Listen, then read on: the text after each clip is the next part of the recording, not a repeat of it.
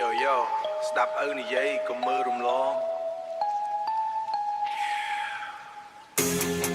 ស្ដាប់ឪនិយាយកុំមើលរំលងជីវិតឪធ្លាប់ភ្លេចផ្លូវកន្លង Remix Beat ចូលហើយ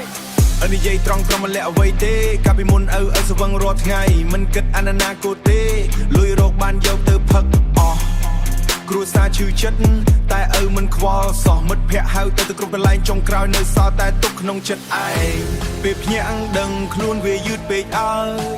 ជីវិតធ្លាក់ចុះដូចភ្លៀងធ្លាក់ឲ្យបាត់ពន្លឺព្រះអាទិត្យឪសំទោមកូនស្នេហា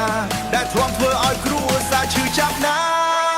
ថ្ងៃនេះឪចង់ប្រាប់ពីបទពិសោធន៍កុំឲ្យកូនដើរតាមផ្លូវឪទេណាថ្ងៃនេះឪចង់ប្រាប់ពីបទពិសោធន៍កុំឲ្យកូនដើរតាមផ្លូវឪទេណាកុំផឹកពេកកុំដូចឪ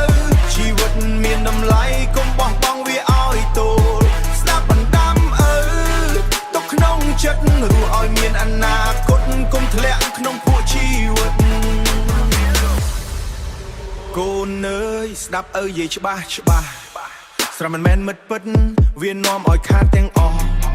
សុខភាពខូចទ្រព្យសម្បត្តិបាត់ចុងក្រោយសល់តែការសោកស្ដាយមិនអាចកាត់ឪធ្លាប់ខ្លាំងតែពេលនេះដឹងហើយចុងក្រោយសល់តែការសោកស្ដាយមិនអាចកាត់ឪធ្លាប់ខ្លាំងតែពេលនេះដឹងហើយជីវិតលំបាកព្រោះជំរឿនរើខ្លួនឯងដែលធ្លាប់ធ្វើចង់ឲ្យកូនរៀនធ្វើការនឹងខិតខំកុំឲ្យសុបិនរលាយដោយសារអារម្មណ៍បើអាចត្រឡប់ទៅវិញឪនឹងជ្រើសផ្លូវថ្មីតែពេលនេះបានត្រឹមប្រាប់កូនឲ្យរស់ល្អជាងឪដែលធ្លាប់ធ្វើខុសកុំផឹកពេកកុំដូចឪជីវិតមានតម្លៃកុំបោះបង់វាឲ្យទោលកុំផឹកពេកកុំដូចឪជីវិតមានតម្លៃកុំបោះបង់វាឲ្យទោលស្ដាប់បណ្ដាំឪ